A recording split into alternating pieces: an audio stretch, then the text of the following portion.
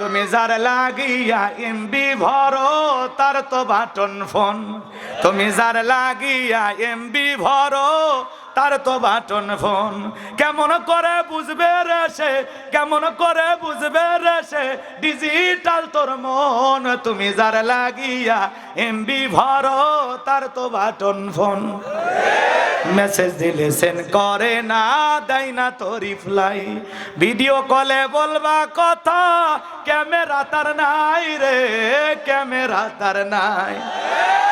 Message দিলে send করে না, দেয় না তো রিপ্লাই। ভিডিও কলে বলবা কথা, ক্যামেরা তার নাই রে, ক্যামেরা তার নাই। ডিজিটাল এই যুগ জামানাই, ডিজিটাল এই যুগ জামানাই, অ্যানালগ তার মন। তুমি যার লাগিয়া এমবি ভরো তার তো বাটন ফোন। প্রেম প্রীতি ভালোবাসা বিয়ের আগে নয়, মনের মধ্যে রাখো তুমি আল্লাহ তাআলার ভয় রে, পরকালের ভয়। গানের মধ্যে শিক্ষা আছে না? না, প্রেম প্রীতি ভালোবাসা বিয়ের আগে নয়, মনের মধ্যে রাখো তুমি পরকালের ভয় রে যুবক, আল্লাহ তাআলার ভয়। তবেই তুমি মুক্তি পাবা, তবেই তুমি মুক্তি পাবা দোজখের আগুন। তুমি যার লাগিয়া এমবি ভরো তার তো বাটন ফোন। আমাদের আবার বিশ্ব সুন্দরী আপা মমতাজ আপা চেনেন তো, উনি একটা গান গাইলো, বন্ধু যখন বউ নিয়ে আমার বাড়ির সামনে দিয়ে রঙ্গ করে হাঁটে যায়, বুকটা বলে ফেটে যায়, ফাটে যায়, ছিঁড়ে যায়, তালি দেওয়ার বুদ্ধি নাই। কথা কোন ঠিক কেন? আচ্ছা আপনারাই বলেন তো, বউ নিয়ে ঘোরা জায়েজ না হারাম? বউ নিয়ে ঘোরা, আপনার বউকে নিয়ে আপনি ঘুরবেন, জায়েজ না হারাম? জায়েজ। আপনার বউকে আপনি বোরকা পরায় পর্দা করায় আপনি ঘুরতে নিয়ে যাবেন, কোনো সমস্যা না। একজন স্বামী তার স্ত্রীকে নিয়ে ঘুরবে, এটা বৈধ লাইসেন্স। কথা বলেন ঠিক কিনা? রাগ করেছে নাকি? মনে করেন আপনাদের মসজিদের ইমাম সাহেব, উনি যদি ওনার বউকে বোরকা পরায় পর্দা করায়, হাত মুজা পা মুজা লাগাইয়া পাবনা শহরে নিয়ে যায়, আপনার কোনো আপত্তি আছে? মাথা ব্যথা আছে? কিন্তু উনি যদি ওনার বউকে বাদ দিয়া সভাপতির বউকে নিয়ে যায়, তখন কি বলবেন? হুজুর ভালোই মনে করেছিলাম, এখন থেকে আপনার ভেতরে ভেজাল আছে। কথা কোন ঠিক কি না? তার মানে কি, বউ নিয়ে ঘুরলে কেউ বাধা দেয় না, কিন্তু বউ বাদ দিয়ে মমতাজ মার্কা বান্ধবী নিয়ে ঘুরলে সমস্যা আছে না নাই? এই গানের মাধ্যমে বলা হচ্ছে, বইয়ের হাত ছাড়ো, বান্ধবীর হাত ধরো। কথা কয় না কেন? এগুলো মানুষকে উস্কে দেওয়া হয়, এগুলো গানের দ্বারা অশ্লীলতা সৃষ্টি হয়, এগুলো গান শুনলে মুসলমানের ঈমান নষ্ট হয়। কথা বলে ঠিক কিনা? আবার একই গানে বলে, তুমি বলতে ইউসুফ ভাই আমি জোলেখারে থুইয়া। ইউসুফ নবী কি জোলেখার সাথে প্রেম করেছিল? এ কথা কয় না আপনারা? নাকি জোলেখায় ষড়যন্ত্রের একটা ফাঁদ পেতেছিল, অন্দর মহলে নিয়ে যা প্রত্যেকটা দরজায় তালাবন্দি করে রাখছে, আর বলে দিলে বড় জ্বালা রে পাঞ্জাবি ওয়ালা। হুজুর তো কিছুই বোঝে না, হুজুর সবই বোঝে, নারীর ছলা কলা বোঝে না। কথা কর না কে? নারীদের ষড়যন্ত্রের ফাঁদ বড় মারাত্মক। এক মিনিটে বলবো নাকি রাগ করতেছেন আপনারা? এক মিনিটে বলে দেই, যেহেতু শুরু করছি। বিরক্ত হয়েছেন আপনারা? এরপরে আমরা মূল আলোচনায় চলে যাব। কষ্ট হয়? লিল্লাহে তাকবীর। আমার ভাইয়েরা জোলেখা কাছে আসে আর বলে, দিলে বড় জ্বালা রে পাঞ্জাবিওয়ালা। হুজুর তো কিছুই বোঝে না, হুজুর সবই বোঝে, নারীর ছলা কলা বোঝে না। এইবার জোলেখা কাছে আসে আর ডেকে বলে, ইউসুফ রে তুমি ভারী সুন্দর, তোমার চোখ দুটো আরো বেশি সুন্দর। ইউসুফ আলাইহিস সালাম ডেকে বলেন, এই চোখ যে আল্লাহ সৃষ্টি করেছে সে আল্লাহকে ভয় করো। জুলেখা নিজের শরীরের কাপড়গুলো ছিঁড়ে ছিঁড়ে দেবতার মুখগুলো ঢেকে রাখতেছে। আল্লাহর পয়গম্বর ডেকে বলে, ও জুলেখা, কাপড়ে ঢাকিলে তুমি দেবতার মুখ, কি দিয়া ঢাকিবা তুমি বিধাতার মুখ। এইবার জুলেখা কাছে আসে, ইশারা ইঙ্গিতে অনেক কিছু বোঝাইতে চায়। আল্লাহর পয়গম্বরের অন্তরে কার ভয়? গোপন একটা রুমের ভিতরে ইউসুফ নবী আর জোলেখা ছাড়া আর কেউ নাই। বর্তমান যুগের যুবকেরা চান্স পাইলে কি কথা বল না, গোপন রুম তো দূরের কথা, গোপন অন্তর মহল তো দূরের কথা, পার্কের সিপা গলি পাইলে যুবকের পীড়িতের 12 মাস। এমন প্রেম করে, কয়েকদিন পর মহিলা বমি করে। বিয়ের দাবিতে ছেলের বাড়িতে এসে অনশন ধর্মঘাট পালন করে। এলাকার মানুষজন বলে, মা তোমার বাড়ি কই? বাগেরহাট। তো তুমি পাবনা সুজানগরে কেন? বলে আপনার এই গ্রামের বল্টু, ও তো আমার নাট টাইট দিছে। কথা কয় না কে? কি করছে মা? বলে সর্বনাশ করেছে। কি সর্বনাশ? বলে আমাকে প্রেমের ফাঁদে ফেলেছে, বিবাহের প্রলোভন দেখায়া একাধিকবার। আমি আর বললাম না, বুঝে নেন। তোমার সমস্যাটা কি? বলে সমস্যা আপনারা বোঝেন না, এখন আমার পেটে 3 মাস। কথা বল। এ যুবক, প্রেমিকার গর্ভে প্রেমিকের সন্তান, এটা সমাজের মানুষ জানলে ইজ্জত কমে না বাড়ে? শরম লাগে কি না? হালালের মজা আর হারামের মজার পার্থক্য দেখেন। শোনেন, কোন প্রেমিকা যদি আসে তার প্রেমিককে বলে আমি তোমার সন্তানের মা হতে যাচ্ছি, প্রেমিক খুশি না বেজা? তখন বলে 10,000 টাকা নিয়ে যা, ঝামেলা পরিষ্কার কর। কি শুরু করছে? কথা কয় না কেন? কিন্তু কোন স্বামী যদি এদিক খেয়াল করে আর স্ত্রী তাদের বৈধ ভালোবাসার বিনিময় যদি তার স্ত্রী তার স্বামীকে একটা ব্রেকিং নিউজ দেয়, টাটকা আপডেট খবর, ও গো কি শুনছো, কি আমি না মা হতে চলেছি, স্বামী তখন আনন্দে আত্মহারা, কি আমি বাবা হব আর তুমি মা হবে, কি যে একটা খুশি। কথা বলেন না কেন? ওই ঘর থেকে বের হয়ে মার সাথে দেখা গেলে, মা আপনাদের সাথে খেলাধুলা করা জিনিস আসিতেছে, আপনি দাদি হবেন। কথা কয় না? বাপকে যা বলে, আব্বা আপনি তো আসিরে দাদা হতে যাচ্ছেন, কি যে আনন্দ, কারণ সম্পর্কটা বৈধ হালাল, প্রকাশ করা যায়। কথা বলেন ঠিক কিনা? শাশুড়ির বাড়িতে ফোন, আম্মা জান ঘটনা তো ঘটে গেছে, আপনারা তো আসিরেই নাতনি অথবা নাতির মুখ দেখবেন। তার মানে সম্পর্কটা বৈধ হালাল, প্রকাশ করা যায়। এমনকি আনন্দের ঠেলায় ফেসবুকে একটা পোস্ট দেয়, দোস্তরা অসিরেই ইনশাল্লাহ একটা শুভ সংবাদ। কথা কয় না কে? কিন্তু কোন প্রেমিক কি লেখছে আজ পর্যন্ত? তার মানে কি হালালের মজা প্রকাশ করা যায় কিন্তু হারামের মজা, এজন্য হারামের মজা হলো ক্ষণস্থায়ী, ওয়ান টাইম, কিছুটা সুখ, কিন্তু এরপরে সমস্যা আছে না নাই? এজন্য যুবক, কোন অবৈধ প্রেম ভালোবাসা করা যাবে? জোরে বলেন করা যাবে? ভালো করে বোঝেন, ইউসুফ নবীকে জুলেখা নিজের বাসনা পূরণ করার জন্য গোপন কক্ষে নিয়ে গেছে। বাজান গো আমার, গভীর মনোযোগ দিয়ে কথাগুলো শুনবেন। আল্লাহর পয়গাম্বর অন্তরের মধ্যে আল্লাহর ভয়, ইন্নী আখাফুল্লাহ, আল্লাহকে ভয় করে ডেকে বলেন, আল্লাহ আল্লাহ গো, জুলেখার মনের অবস্থা আমি বুঝতে পেরেছি। রব্বুল আলামিন, আমি আমার ইজ্জতকে বাঁচানোর জন্য, আমি আমার সম্মানকে বাঁচানোর জন্য দৌড় মারার দায়িত্ব আমার, আর আপনার কুদরত থেকে তালা খুলে দেওয়ার দায়িত্ব আপনার। আল্লাহর উপরে তাওয়াক্কুল করা, আল্লাহর উপরে ভরসা করে পয়গাম্বর যখন দৌড় মারলেন, আল্লাহর কুদরত থেকে আল্লাহ প্রত্যেকটা দরজার তালা খুলে দিলেন। ফাযকুরুনি আযকুরুকুম ওয়াশকুরুলি ওয়ালা তাকফুরুন। বান্দারে, তোমরা আমি আল্লাহকে স্মরণ করো, আমি আল্লাহ তোমাদেরকে স্মরণ করব। বিপদে পড়ে বান্দা যখন আল্লাহকে স্মরণ করবে, আল্লাহর সাহায্য এসে হাজির হবে। কথা বলেন ঠিক কিনা? পয়গাম্বর দৌড়াইতে দৌড়াইতে শেষ দরজায় চলে গেছে। জুলেখা পিছন থেকে মারছে থাবা, জামা ছিঁড়ে গেছে। ইউসুফ নবী বলে, জামা ছিঁড়ে যায় যাক, ইজ্জত দেওয়া যাবে না। এই কথা বলে পয়গাম্বর দৌড় মারছেন, শেষ দরজা পার হয়ে গেছেন। এইবার জুলেখা এবং ইউসুফ নবী তাকায় দেখে, যেখানে বাঘের ভয় সেখানে রাত হয়। জুলেখার স্বামী আজিজ মিসর দাঁড়ায় আছে। স্বামীকে দেখা মাত্র জুলেখা নেকা কান্নার অভিনয় শুরু করলো। যে মহিলা কথা বলার আগে কান্দে দিয়ে বলে, আমার কেউ নাই, কেউ নাই তো বেঁচে আসু কেমনে? কথা বল না, কথা বলার আগে কান্দে দেয়। বাপরে বাপ, কিছুই বলা যায় না, বলার আগে কান্নাকাটি শুরু। এত কান্দিস কে? চোখে কি মোটর বসায় রাখছিস? টিপ দেওয়া হয় না? তোর ঘটনা কি হয়েছে খুলে ক। তোর কথাটা শুনে যদি মনে হয় যে এই কথায় কান্নাকাটি দরকার, স্বামী স্ত্রী একসাথে জামাত করে কান্নাকাটি করা হবে। কথা কাটে কে না? ও কান্দেই মামলা জিততে চায়, কিছু বললার আগে চোখ দিয়ে পানি পড়া শুরু হয়। এরকম মহিলা আছে না? না, এত কান্দিস কে? অপরাধের মাত্রা মনে বেশি নাকি? রাগ করছেন? করেন, সমস্যা নাই। বাজান গো আমার, যে কথা বলতে চাচ্ছিলাম, জুলেখা নেকা কান্নার অভিনয় করে ডেকে বলে, ইউসুফকে ছেলের মতো দেখতাম, আজকে সুযোগ পাই আমার ইজ্জতের দিকে হাত বাড়াইছে, আর একটু দেরি হয়ে গেলে সর্বনাশ হয়ে যেত। আর মনে মনে বলে, মরার সামনে আসার সময় পাইলি না। কথাকে বোঝেন নাই? মিথ্যা তহমত দিয়া ধর্ষণের আসামি বানাইয়া 1 নয় 2 নয় 9.5 বছর জেল খাটাইছিল জুলেখা। কথা বলেন ঠিক কিনা? এজন্য বাজান গো আমার, নারীদের ষড়যন্ত্র বড় মারাত্মক, ওদের কাছে শয়তানও ফেল। কথা কোন ঠিক কিনা?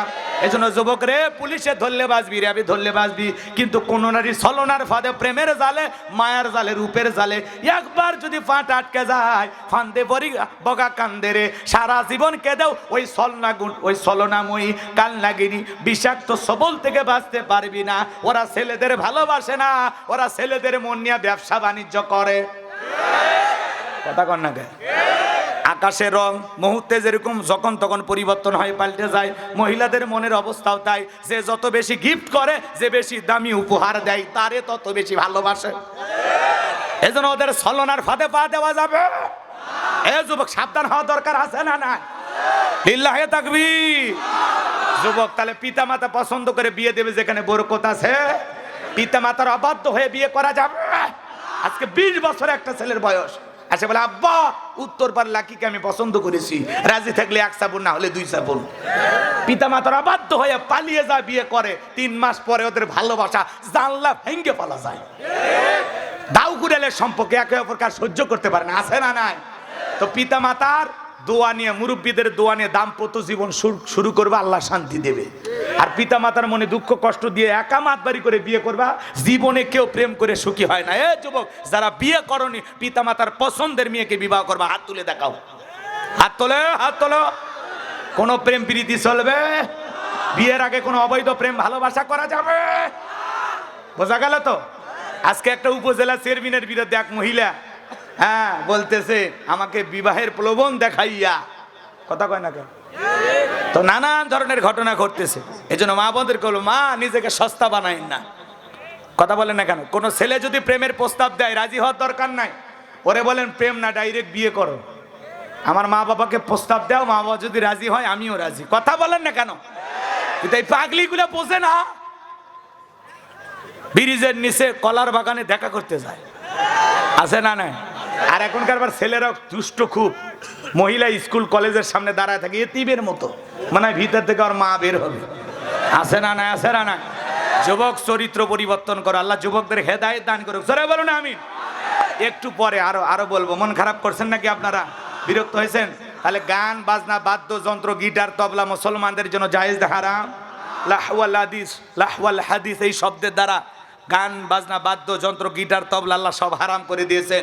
এই জন্য মুসলমানের গানের সাথে সম্পর্ক থাকবে না, সম্পর্ক থাকবে আল্লাহর কোরআনের সাথে। কথা বলে ঠিক কি না? সম্মানিত ভাইয়েরা আমার, সূরা কাউসার থেকে আমি আজকে আলোচনা করব। একটু জবান ছেড়ে সবাই আমার সাথে তেলাওয়াত করুন। ইন্না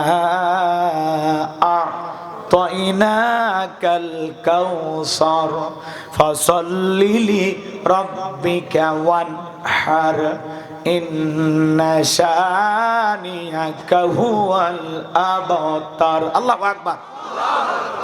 যে কোনো সূরা বা আয়াতের তাফসীর করতে হলে কোন প্রেক্ষাপটে, কোন সময় রাসূলের উপরে সে আয়াতটি বা সূরাটি নাজিল হয়েছে, সেই নাজিলের শানে নজুল জানার দরকার আছে না?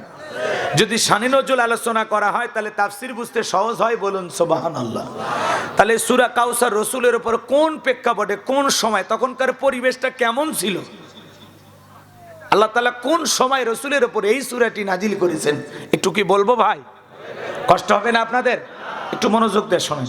সম্মানিত ভাইয়েরা আমার, বিশ্বনবীর উপরে কোন সময় সূরা কাউসার নাজিল হয়েছে, নাজিলের প্রেক্ষাপটটা কেমন ছিল, একটু মনোযোগ দিয়ে শুনবেন। আপনার বাবাজিরা, নবীজির প্রিয় সাহাবী হযরত আনাস রাদিয়াল্লাহু তাআলা আনহু বলেন, আমরা নবীজির চতুর্পাশ দিয়ে বসেছিলাম। আমি তাকায় দেখি নবীজির মনটা ভীষণ খারাপ, মুখটা মলিন, চোখের কোনা দিয়া অশ্রু ঝরতেছে। হযরত আনাস দেখে বলেন, কিছুটা সময় অতিবাহিত হয়ে যাওয়ার পর আমি তাকায় দেখি আমার বিশ্বনবী মুস্কি মুস্কি হাসতেছেন। বলুন সুবহানাল্লাহ। হযরত আনাস দেখে বলেন, নবী গো, এই মাত্র দেখলাম মনটা খারাপ, মুখটা মলিন, চোখের কোনা দিয়ে অশ্রু ঝরতেছে, আবার আপনি কেন মুস্কি হাসি দেন? কারণটা তো বুঝতে পারলাম না। আমার নবী কেন কাঁদেন, কেন হাসেন, এর পেছনে কারণ আছে না নাই? নবীজির মনটা খারাপ, কারণ হলো নবীজির কলিজার টুকরা ছেলে সন্তানগুলো জন্মগ্রহণ করে আর একে একে বিদায় নাই। ইব্রাহিম মারা যায়, আবুল কাসেম মারা যায়, তাগের মারা যায়, ছেলে সন্তানগুলো জন্মগ্রহণ করে একে একে বিদায় নেয়। বাবা হিসাবে নবীর মনে কষ্ট লাগে কিনা? ভালো করে বোঝার চেষ্টা করবেন বাজান। একে তো সন্তান হারানোর ব্যথা, অন্যদিকে নবীজির কাছের চাচা নাম হলো আবু লাহাব ডেকে বলে, ভাতিজা, তোমার বংশে বাতি জ্বালানো কেউ থাকলো না, তুমি একটা লেজ কাটা, তুমি একটা নির্বংশ, জোরে কন্যা উযুবিল্লাহ। একে তো সন্তান হারানোর ব্যথা, অন্যদিকে আপন মানুষদের সমালোচনা, নবীজির মনের কষ্ট কমে না বাড়ে। আপনারাই চিন্তা করুন বাজান গমার, আল্লাহ না করুক, আল্লাহ না করুক, আপনার আমার সন্তান যদি মারা যায়, বিপদের দিনে কাছের মানুষদের উচিত সান্ত্বনা দেওয়া, বাবা তুমি সবর করো, ধৈর্য ধারণ করো, জীবন মৃত্যুর মালিক আল্লাহ, আল্লাহ সন্তান দিয়েছে, আল্লাহ নিয়েছে, মন খারাপ করো না।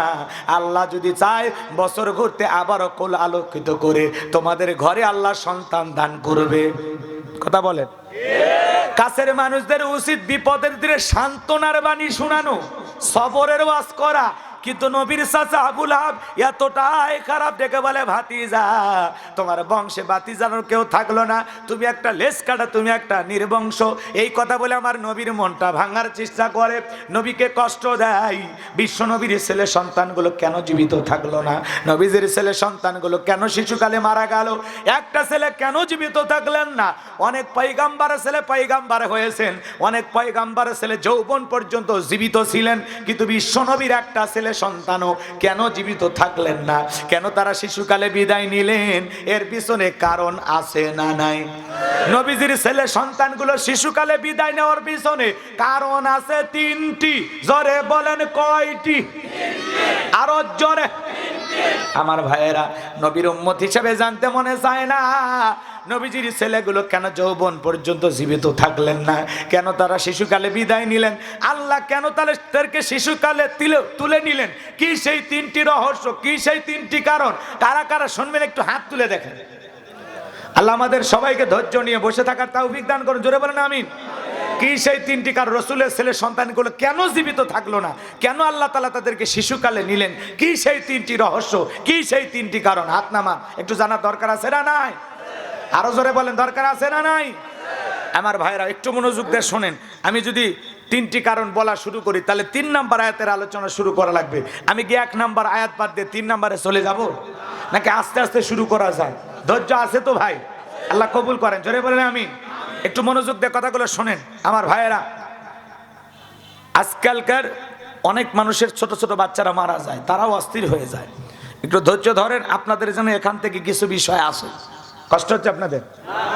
তাহলে রসুলের ছেলে সন্তানগুলো কেন মারা গেলেন? কি সেই রহস্য, কি সেই তিনটি কারণ? অবশ্যই আমরা জানবো। আমরা বিশ্ব নবীর উম্মত, কথা বলেন ঠিক কিনা? এক জায়গায় যা ওয়াজ করতে বললাম, ভাই বলেন তো আমাদের নবীর নাম কি? বলে আব্দুল কাদের জিলানী। পীর সাহেবের নাম মুখস্থ আছে, কিন্তু দয়ার নবীর নামটা মুখস্থ নাই। নবীর সম্মান মর্যাদা আমরা জানি না, বুঝি না, বোঝার চেষ্টা করি না। কত দামি নবীর উম্মত আপনি আমি জানি না। একটু অপেক্ষা করেন। রসুলের কথাগুলো শুনে যদি আপনি আজকের মাহফিল থেকে উঠে যান, তাহলে রসুলের প্রতি 100% ভালোবাসা আপনার কলিজায় নাই। কারণ নবীর কথা যত শুনবেন, নবীর প্রতি মহাব্বত কমবে না বাড়বে? জোরে বলেন, কমবে না বাড়বে? আমার ভাইয়েরা, নবীজির সন্তানগুলো মারা গেলেন, কি সেই তিনটি রহস্য, কি সেই তিনটি কারণ? একে তো সন্তান হারানোর ব্যথা, অন্যদিকে কাছের মানুষদের সমালোচনা, নবীজির মনটা ভীষণ খারাপ। অন্যদিকে সাহাবায়ে কেরাম যারা ইসলাম ধর্ম গ্রহণ করে, কাফের বেঈমানরা তাদের উপর নির্যাতন জুলুম চালায়। নবীজি কালেমার দাওয়াত দেন, ইসলামের প্রচার করেন। এই কথা শোনার পর হযরতে বেলাল তখনও কালেমা পড়ে মুসলমান হন নাই। ভাইয়েরা আমার, হযরতে বেলাল রাত্রিবেলায় বিশ্বনবী দারুল আরকামে বাসা, হযরতে বেলাল বিশ্বনবীর দরবারে উপস্থিত হয়ে গেলেন।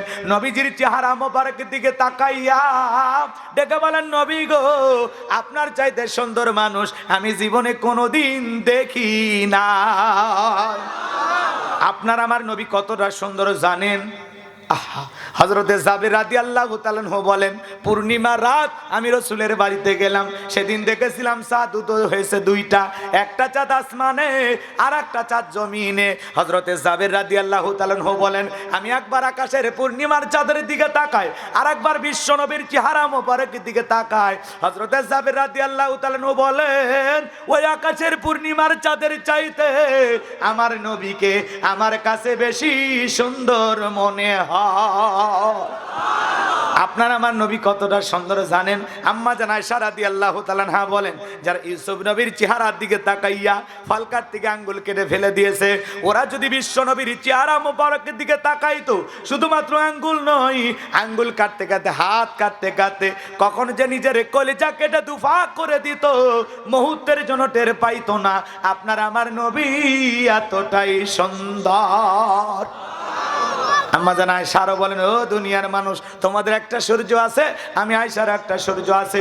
তোমাদের সূর্য উদয় হয় দিনের বেলায়, আর আমি আয়েশার সূর্য উদয় হয় রাতের বেলায়। বলুন আল্লাহু আকবার। আম্মা জান একদিন সেলাইয়ের কাজ করতেছিলেন, হাত থেকে একটু সুইটা পড়ে গেল। বাতিতে কোনো তেল ছিল না, বাতি জ্বালাইতে পারলেন না, অপেক্ষায় বসে থাকলেন। বিশ্বনবী ঘরের ভিতরে প্রবেশ করার পর সর্বপ্রথম আম্মা জান আয়েশাকে সালাম দিলেন। নবী ঘরে ঢুকে তার স্ত্রীকে সালাম দিলেন। এই সুন্নাত আপনার আমার বাড়িতে আমল করার দরকার আছে না নাই? তাহলে ঘরে ঢুকে স্ত্রীকে সালাম দিবেন, আসসালামু আলাইকুম রহিমা, কেমন আছো সোনা? ঘরের দরজাটা খোলো না, আমি তোমার লিটনের বাপ, তোমার দিওয়ানা। বউ খুশি হয়ে দরজা খুলে দেবে। কথা বলেন ঠিক কে না? কিন্তু আমাদের ব্যবহার এত মিষ্টি না, সুন্দর না। বাড়িতে যারা কান্নিত হয়ে ডাক দেয়, এ রুবেলের মাবে দরজা খোল, বেশি দেরি বলে দরজা ভাঙ্গে ফেলিয়ে দিয়া তোর পিঠের ওপরে আজ কি যে হবি রে। ভিতর থেকে বউ বলে, এটা স্বামী না সেকেন্ড আজরাইল। আছে না? না। আবার বাইরে যা গল্প করে, আমার বউ আমাকে বাঘের মতো ভয় করে। বাঘ একটা পশু, জানোয়ার। তুমি বইয়ের কাছে মানুষ হতে পারোনি। কথা বলে না কেন? বইয়ের কাছে গরম দেখায় লাভ আছে? জায়গা মতো গরম দেখা লাগবে, তখন তো তোমার খুঁজে পাওয়া যায় না। বউকে, বইয়ের সাথে মিষ্টি ব্যবহার করতে হবে, উত্তম আচরণ করতে হবে, ভালো ব্যবহার করতে হবে। কথা বলে ঠিক কিনা? তাহলে বিবিকে সালাম দিবেন, আসসালামু আলাইকুম। প্রথম প্রথম সালাম দিলে 2-4 দিন হয়তোবা হাসি তামাশা করবে, আস্তে আস্তে অভ্যাসে পরিণত হবে। কথা বলেন ঠিক কিনা? প্রথমে স্ত্রীকে সালাম দিবেন, আশেপাশে লোকজন যদি না থাকে বইয়ের হাতটা ধরে মুসাফা করবেন। কার হাত? এ যুবক, কথা বলো না কেন? বইয়ের হাত, পাশের বাড়ির ভাবির হাত না, ধরলে ঝাঁটা দিয়ে পিটাবে। কথা কোন ঠিক কিনা? বইয়ের হাত ধরে মুসাফা করবেন। একেবারে যদি ময়দান ফাঁকা থাকে, আশেপাশে কোনো মানুষ না থাকে, বইয়ের সাথে কোলাকুলি করবেন। সালাম, মুসাফা, কোলাকুলি একসাথে যদি এই 3টা আমল করতে পারেন, আল্লাহর পক্ষ থেকে আপনাদের দাম্পত্য জীবনের উপরে রহমত নাজিল হবে। বলুন সুবহানাল্লাহ। তাহলে বইয়ের সাথে ভালো ব্যবহার করার দরকার আছে না নাই? আরো জোরে বলেন, দরকার আছে না নাই? আজকে সকালে বিয়ে করে বিকেলে তালাক দেয়, সন্ধ্যায় বিয়ে করে সকালে তালাক হয়ে যায়। দাম্পত্য জীবনে যদি সুখ পেতে চান, কোনো হুজুরের পানি পড়া লাগবে না, কবিরাজের পানি পড়া লাগবে না। রসুলের 4টা সুন্নত প্রত্যেকটা পরিবারে যদি আমল করা হয়, বিশ্বাস করেন বাজান, তাদের দাম্পত্য জীবনে কোনো অশান্তি আসবে না। রসুলের 4টা সুন্নত আমল করলে জীবনে কোনোদিন আপনাদের সংসারে অশান্তি থাকবে না। কি সেই 4টি রোমান্টিক সুন্নত আপনারা কি জানতে চান? কারা কারা শুনে একটু হাত তোলেন তো দেখি। লিল্লাহি তাকবীর। হাত নামান। রসুলের 4টা সুন্নত প্রত্যেকটা পরিবারে যদি আমল করা হয়, আপনাদের জীবনে কোনোদিন তালাক হবে না, বিচ্ছেদ হবে না। দাম্পত্য জীবনে আল্লাহ সুখ আর শান্তি দান করবেন। আল্লাহ কবুল করেন, জোরে বলেন আমিন। তাহলে আপাতত এদিক খেয়াল করেন, কি সেই 4টা সুন্নত যদি বলতে চায় আলোচনা এলোমেলো হয়ে যাবে। আপনি একটু অপেক্ষা করেন, শেষের দিকে যায় লাইন ধরে ধরে সব বলে দিব। আল্লাহ কবুল করেন, জোরে বলেন আমিন। সমস্যা? স্ত্রীকে সালাম দেবেন, পারবেন তো ইনশাল্লাহ? আজকেই বাড়িতে যা সালাম দেন, আসসালামু আলাইকুম। হয়তো বা বিবি বলবে, কারে সালাম দিলেন? যদি বলেন তোমারে দিলাম, বলবে বাপ রে বাপ, আজকে আবার কোন হুজুরের মুরিদ নিয়ে বাড়িতে ঢুকলে, সেদিনই তুমুকের গাছের কলা চুরি করলে। কথা কন ঠিক না? প্রথম প্রথম সালাম দিলে বউ টিটকারি মারবে, কিন্তু মনে রাখবেন, স্বামী স্ত্রীর মধ্যে যদি সালাম আদান প্রদান হয়, একে অপরের প্রতি ভক্তি, শ্রদ্ধা, বিশ্বাস, ভালোবাসা বেড়ে যায়। কথা বলে ঠিক না? যেই জবান দিয়ে বিবিকে সালাম দিবেন, ওই জবান দিয়ে বউকে গালি দিতে পারবেন না, বিবিকে বাঁধবে। কথা বলে না? আপনার বউ যেই জবান দিয়ে আপনাকে সালাম দিবে, ওই জবান দিয়ে আপনারে গালি দিতে পারবে না, অমুকের বেটা তুমুকের বেটা বলে। কথা কয় না কে? এই জন্য সালাম আদান প্রদান হলে একে অপরের প্রতি শ্রদ্ধা, ভক্তি, বিশ্বাস, ভালোবাসা, সম্মান বোধ বেড়ে যায়। কথা বলেন ঠিক কি না? বউকে সালাম দিব, সাহস আছে তো ইনশাআল্লাহ? জয়পুর হাটে ওয়াজ করলাম, এক যুবক বলে, হুজুর বউকে সালাম দিতে আমার শরম লাগে। আমি বললাম, বাচ্চা কাচ্চা কয়টা? কয় 3টে সন্তানের বাবা হয়ে গেলে তোমার শরম লাগে না? বউকে সালাম দিতে গিয়ে শরম লাগে। এটা শরম না শয়তানি? কারণ এর শরম যদি এত বেশি হয়তো, ওর বইয়ের তো বাচ্চা হওয়ারই কথা না। ও বইয়ের বাচ্চা হয়ে যায়, তোমার শরম লাগে না? সালাম আমল করতে গিয়ে শরম লাগে, শয়তানি তো আর জাগাবো না, তাই না? এ যুবকেরা, সালাম দিবা তো ইনশাল্লাহ? আল্লাহ কবুল করে, জোরে বলেন আমিন। আমার ভাইয়েরা কি সেই 4টা সুন্নত যদি সময় হয় অবশ্যই বলে দিব বাজান। সামনের দিকে যাই, যে কথা বলতে চাচ্ছিলাম, আম্মা জান আয়েশা ডেকে বলেন নবীজি ঘরের ভিতরে প্রবেশ করে আমাকে সর্বপ্রথম সালাম দিলেন। নবীজির সালামের জবাব দেওয়ার পরে বিশ্বনবী যখন ঘরের ভিতরে প্রবেশ করলেন, আমি তাকায়া দেখলাম বিশ্বনবীর চেহারার আলোতে সুইটা কই পড়ে আছে আমি পরিষ্কার দেখতে পেয়েছি। আপনার আমার নবী কেমন দামি নবী পাইছি জানেন? নবীর সম্মান মর্যাদা কত, যে নবী হ্যাঁ বললে পুরো পৃথিবীবাসীর জন্য আল্লাহ পাক হালালে পরিণত করে দেয়, যে নবী না বললে পুরো পৃথিবীবাসীর জন্য আল্লাহ পাক হারামে পরিণত করে দেয়, যে নবী জমিনে পা তুললে মাওলা পাকের আরশে আজিমে পৌঁছে যায়, আসমানের চাঁদের দিকে ইশারা করলে চাঁদ 2 টুকরো হয়ে যায়, যে নবীর চেহারার ওপরে মশা মাছি ভরা হারাম। বিশ্বনবী যখন জমিনে পথ চলতো আসমানের মেঘ আইসা বিশ্বনবীকে ছায়া প্রদান করত। নবীজির শরীর মোবারক যখন ঘেমে যেতে মুক্তোর দানার মতো ঘামগুলো চিকচিক চিকচিক করতেন, আম্মা জানেরা ঘামগুলো সংগ্রহ করে শিশির ভিতরে জমা করে রাখতেন। বিশেষ দিনে সুগন্ধি হিসাবে রাসূলের শরীরের ঘাম ব্যবহার করা হতো। কেমন নবী পাইছি জানেন? নবীর সম্মান মর্যাদা নিয়ে যদি আমি কথা বলি বাজান ঘন্টার পর ঘন্টা চলে যাবে, শেষ হবে না। যে নবী, যে ছাগলের স্তনে কোনো দুধ নাই, নবীজি তার জান্নাতি হাত মোবারক লাগা দিলে স্তনে দুধে পরিপূর্ণ হয়ে যায়।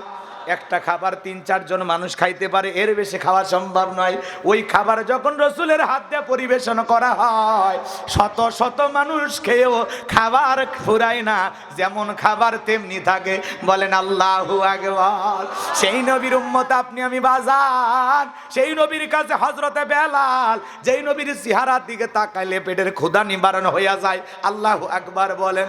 হযরতে বেলাল দেখে বলেন নবী গো, আপনার চাইতে সুন্দর মানুষ আমি কোনো দিন দেখি নাই। ও নবী, আপনি কালেমার দাওয়াত দেন, ইসলামের প্রচার প্রসার করেন, দয়া করে আমাকে একটু কালেমা পড়ে মুসলমান বানায় দেন। বিশ্বনবী পড়ায় দিলেন লা ইলাহা ইল্লাল্লাহু মুহাম্মাদুর রাসূলুল্লাহ সাল্লাল্লাহু আলাইহি সাল্লাম। বিশ্বনবী হযরত বেলালকে ডেকে বলে, বেলাল কালেমা পড়েছো, মুসলমান হয়েছো, আপাতত এই কথা প্রকাশ করা যাবে না। আপাতত এই কথা প্রকাশ করা যাবে না, কারণ ইসলামের অবস্থা এখন ভালো না। আজও তাম পৃথিবীর দিকে তাকায় দেখেন বাজান, ইসলামের অবস্থা কিন্তু সবসময় ভালো থাকে না। আজও তাম পৃথিবীর জালেমদের টার্গেট ইসলাম আর মুসলমানের রক্ত নিয়ে খেলা করা। কথা বলেন ঠিক কিনা?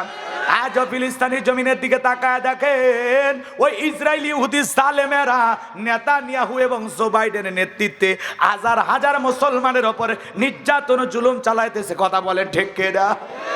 ওদের হামলা থেকে মসজিদ, হাসপাতাল কোনো কিছু রক্ষা পায় না। শিশু থেকে বৃদ্ধ পর্যন্ত সকল শ্রেণীর মানুষের উপরে হামলা চালায়। কথা বলেন ঠিক কিনা? কিন্তু মনে রাখবেন বাজান, জালেমদের জুলুম নির্যাতন যত বাড়বে মুসলমানদের বিজয় তত নিকটে। আমেরিকার একজন বিশিষ্ট গবেষক রাজনীতিবিদ তিনি বলেছেন, হামাস মুসলমানের অগ্রগতি থেকে আমার বিশ্বাস হয় যে অচিরেই ফিলিস্তিনি জমিনটা আবারও মুসলমানদের দখলে আসবে, ইসরায়েলি ইহুদি জালেমেরা পরাজয় বরণ করবে। কথা বলেন ঠিক কিনা? সেই দিন আমরা দেখার অপেক্ষায় আছি। আল্লাহর কাছে এতটুকু সাহায্য চাইবো, আল্লাহ আপনি ফিলিস্তিনি মুসলমানদেরকে বিজয় দান করুন। মুসলমানদের প্রথম কিবলা বাইতুল মুকাদ্দাস ফেরাইয়া দাও। পৃথিবীর সম্মানের দিক দিয়ে 3য় মসজিদ। কথা কি বুঝতে পারছেন? বাইতুল মুকাদ্দাস, মসজিদুল আকসা, অসংখ্য নবী রাসূলেরা যেখানে সিজদা দিয়েছেন, সালাত আদায় করেছেন, যে মসজিদের আশেপাশে অসংখ্য নবী রাসূলদের এখনো কবর আছে। কথা বলেন ঠিক কিনা? যেখান থেকে রাসূলের মিরাজ শুরু হয়েছিল, আল্লাহর কাছে বলি আল্লাহ এই মসজিদে আবারও মুসলমানদেরকে সিজদা দেওয়ার পরিবেশ তুমি ফেরাইয়া দাও। জোরে বলেন আমিন। আজও তাম পৃথিবীর জালেমেরা ঐক্যবদ্ধ হয়েছে ইসলাম আর মুসলমানকে বিদায় করার জন্য। কথা বোঝেন নাই মনে হয়? রাগ করতেছেন? আজও পৃথিবীর বড় বড় জালেমদের হাতে মুসলমানের রক্ত লেগে আছে। কথা বলে না কেন? মনে রাখবেন, যারা মুসলমানদের উপর নির্যাতন জুলুম চালাইতেছে, আজ হোক কাল হোক নমরুদ ফিরাউনের মতো এই জালেমদেরও কঠিন পরিণতি অপেক্ষা করতেছে। 2 দিন আগে হোক পরে হোক জালেমেরা পরাজয় বরণ করবেই করবেই ইনশাআল্লাহ। ভয় পাওয়ার কোনো কারণ? আধারে ভয় পেও না, আলো আছে আড়ালে, কালো সব পালিয়ে যাবে তুমি উঠে দাঁড়ালে। নাস্তিকেরা পালিয়ে যাবে তুমি উঠে দাঁড়ালে। আধারে ভয় পেও না, আলো আছে আড়ালে, কালো সব পালিয়ে যাবে তুমি উঠে দাঁড়ালে। ইসলাম প্রতিষ্ঠিত হবে আমরা উঠে দাঁড়ালে। কথা বলেন ঠিক কি না? আমার ভাইয়েরা, একদিকে সন্তান হারানোর ব্যথা, অন্যদিকে সাহাবায়ে কেরামদের উপর নির্যাতন জুলুম। এই জন্য নবীর মনটা খারাপ। নবীর যখন মন খারাপ, নবীকে সান্ত্বনা দেওয়ার দায়িত্ব কার? আমার আল্লাহ ডেকে বলে, জিবরাইল রে, আমার বন্ধুর মা নাই, বাবা নাই, আমি ছাড়া আমার বন্ধুর আর কেউ নাই। জিবরাইল রে, আমার বন্ধুর মনটা হয়েছে ভারী, আমি আল্লাহ সইতে নাই পারি। লাঘু মাহফুজ থেকে সূরা কাউসার নিয়ে যায় আমার বন্ধুর উপরে নাজিল কর তাড়াতাড়ি। বলেন আল্লাহু আকবার। আমার ভাইয়েরা, আমার নবী ডেকে বলে, আনাস, আমার মনটা কেন খারাপ তোমরা জানো, কিন্তু আমার মুস্কি হাসি দেওয়ার কারণ হলো এই মাত্র আসমান থেকে জিবরাইল এসে আমার উপরে সূরা কাউসার নাজিল করলো। বলুন সুবহানাল্লাহ। বিশ্ব নবী তখন সাহাবায়ে কেরামদের সামনে তেলাওয়াত করলেন। জবান ছেড়ে সবাই পড়ুন, ইন্না আ'তাইনাকাল কাউসার ফাসাল্লি লিরাব্বিকা ওয়ানহার ইন্না শানিয়াকা হুয়াল আবতার। আল্লাহু আকবার। ভাই, কোরআন পড়তে কি খারাপ লাগে? ছোটবেলায় বাবার হাত ধরে মসজিদে গিয়েছিলাম। অনেকের বয়স এখন 50-60 বছর, যারা 5 ওয়াক্ত সালাত আদায় করেন কমপক্ষে 40-12 বেশি সূরা ফাতিহা পাঠ করতে হয়। কেউ কি বিরক্ত হয়ে বলেছে 50-60 বছর ধরে সূরা ফাতিহা দিয়ে নামাজ পড়ি, কাল থেকে আর ভাল লাগে না, পড়বো না? স্লোগান দেশে কেউ? কোন ইমাম সাহেব কি বলছে, ভাই 30 বছর ইমামতি করলাম, সূরা ফাতিহা দিয়ে শুরু করছি, কাল থেকে সূরা ইখলাস দিয়ে শুরু করব। আপনি কি মানবেন?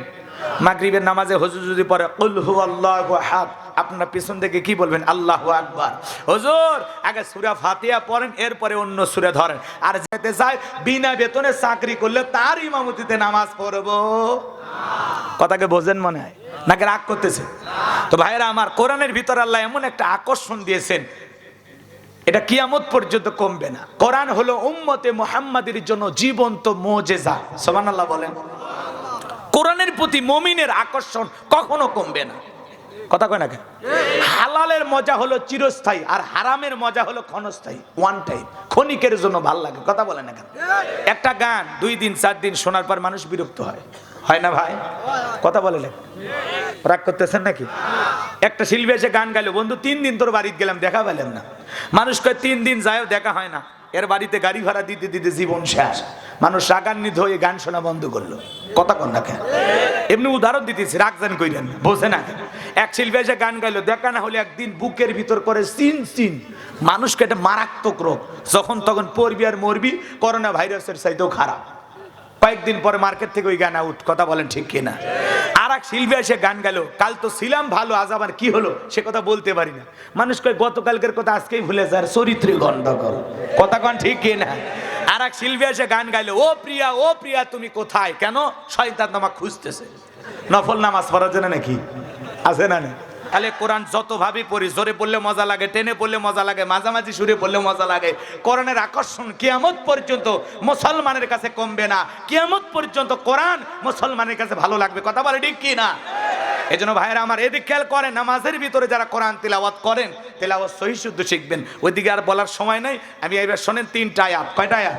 1 নাম্বার আল্লাহ ডেকে বলেন, ইন্না আ'তাইনাকাল কাউসার। বলেন আল্লাহু আকবার।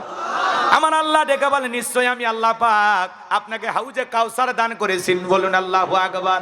ইন্না আ'তাইনাকাল কাউসার।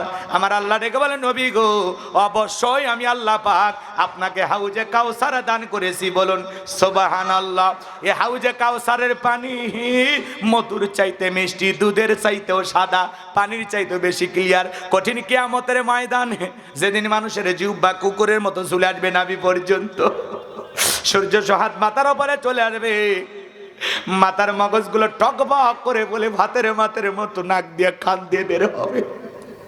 যেদিন পিতা মাতা তার সন্তানের পরিচয় দেবে না, ভাই ভাইয়ের পরিচয় দেবে না, স্ত্রী স্বামীর পরিচয় দেবে না। যেদিন বিচার দিবস কায়েম হয়ে যাবে, মালিক ইয়াউমিদ্দিন শেষ বিচার যেদিনে কায়েম হয়ে যাবে, জমিন হবে তামার জমিন, আল্লাহর আরশের ছায়া ছাড়া কোনো ছায়া থাকবে না। ওই কঠিন কিয়ামতের ময়দানের বিচার দিবসের একদিন হবে 50,000 বছরের সমান। এই বাজান গো আমার, ওই কঠিন কিয়ামতের ময়দানে বিশ্বনবীর হাতে এক পেয়ালা হাউজে কাউসারের পানি যে পান করবে, জান্নাতে ঢোকা পর্যন্ত তার আর তৃষ্ণা লাগবে না। নবীজি হাউজে কাউসারের পেয়ালা নিয়ে দাঁড়িয়ে থাকবেন। এই পেয়ালা পর্যন্ত আপনারা কি পৌঁছাইতে চান? রসুলের হাতে কারা কারা এক পেয়ালা হাউজে কাউসারের পানি পান করতে চান? দুই হাত তুলে আমার আল্লাহকে একবার দেখান। আল্লাহ গো, কঠিন কিয়ামতের ময়দানে আমরা তোমার কাছে দুইটা জিনিস চাই। একটা হলো রসুলের হাতে এক পেয়ালা হাউজে কাউসারের পানি পান করার সৌভাগ্য আমাদের সবাইকে দান করিও, জোরে বলেন আমিন। আর তোমার আরশের নিচে 7 শ্রেণীর মানুষ ছায়া পাবে, যে কোন একটা লোকের তালিকার মধ্যে আমাদের নামগুলো লেখায় নিয়া তোমার আরশের নিচে ছায়া দান করিও। তোমার দয়ায় রসুলের সুপারিশে জান্নাতে যাওয়ার সৌভাগ্য আমাদের সবাইকে দান করিও, জোরে বলেন আমিন। আর একবার জোরে বলেন আমিন, আরো একবার বলেন আমিন। হাত নামান ভাইয়েরা আমার, রসুল পিয়ালা নিয়ে দাঁড়িয়ে থাকবেন। শোনেন, হযরত আবু বকর সিদ্দিক রাদিয়াল্লাহু তাআলা আনহু পিয়ালাগুলো ভরায়া দিবেন। আবু বকরের দাম কত বেশি, আল্লাহু আকবার বলেন। 13টা দোকান ছিল ইসলামের জন্য, বিক্রি করে দিয়েছে। কয়টা? 13টা দোকান ইসলামের জন্য বিক্রি করে দিয়েছে। আর এখন আমরা 13টা দোকান 26টা বানাই। মসজিদ মাদ্রাসার জন্য টাকা চাইলে পকেটে হাত দিতেও ভয় লাগে, আছে না নাই? শোনেন শোনেন, হযরত আবু বকর সিদ্দিক রাদিয়াল্লাহু তাআলা পিয়ালাগুলো ভরায় দেবেন। মাঝখানে দাঁড়িয়ে থাকবেন হযরত ওমর, বিশ্ব নবীর হাতে হযরত ওমর পৌঁছায় দেবেন। আর নবী তার আদরের উম্মতদেরকে খুঁজে খুঁজে হাউজে কাউসারের পিয়ালার পানি পান করাবেন। হাউজে কাউসারের পিয়ালার সংখ্যা কত? আকাশের তারকারাজি গুণে যেমন শেষ করা যাবে না, হাউজে কাউসারের পিয়ালার পানির সংখ্যাও গুণে শেষ করা। বলেন, পিয়ালার সংখ্যা গুণে শেষ করা। সুবহানাল্লাহ বলবেন না? একটু শোনেন বাজান, একটু শোনেন, মনোযোগ দেন যে কথা বলতে চাচ্ছিলাম। মানুষ দলে দলে রসুলের কাছে যাবেন হাউজে কাউসারের পিয়ালা পানি পান করার জন্য। অনেক মানুষ ছুটতেছেন। মাঝখানে কিছু মানুষের চোখের সামনে আল্লাহ পর্দার আবরণ তৈরি করে দেবেন। যাদের চোখের সামনে পর্দার আবরণ তৈরি করে দিবেন, এদের অবস্থা ভালো না খারাপ? আমার ভাইয়েরা, আমার নবী তখন ডেকে বলবেন, আল্লাহ, আমার অনেক উম্মতকে আমি দেখতে পাইলাম, এইবার সংখ্যা কমে গেল, বাকিগুলো গেল কোথায়?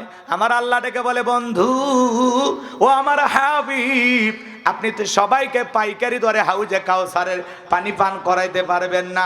দুনিয়ার জমিনে 2টা অপরাধ করেছিল যারা, হাউজে কাউসারের পানি পান করতে পারবে না তারা। 2টা অপরাধের যারা অপরাধী, এদেরকে হাউজে কাউসারের পানি আজকে পান করাইতে দেওয়া হবে না। নবী গো, আপনার সামনে যাইতেছে যারা দুনিয়ার জমিনে 2টা কাজ করেছিল, তারা বলেন আল্লাহু আকবার। রসুল হাউজে কাউসারের পিয়ালা নিয়ে দাঁড়িয়ে থাকবেন, আপনি যাবেন আর পান করবেন। কে দৃশ্যের মুখোমুখি আপনারা হতে চান না? এমন দিন আপনার আমার জীবনে একদিন আসবে, এটা চান কি না? রসুল পিয়ালা নিয়ে দাঁড়িয়ে থাকবেন, এক পিয়ালা পানি পান করলে কিয়ামতের ময়দানে 50,000 বছরের এ বিশাল লম্বা সময় আপনার কাছে কিছুই মনে হবে না, আল্লাহ সহজ করে দেবেন।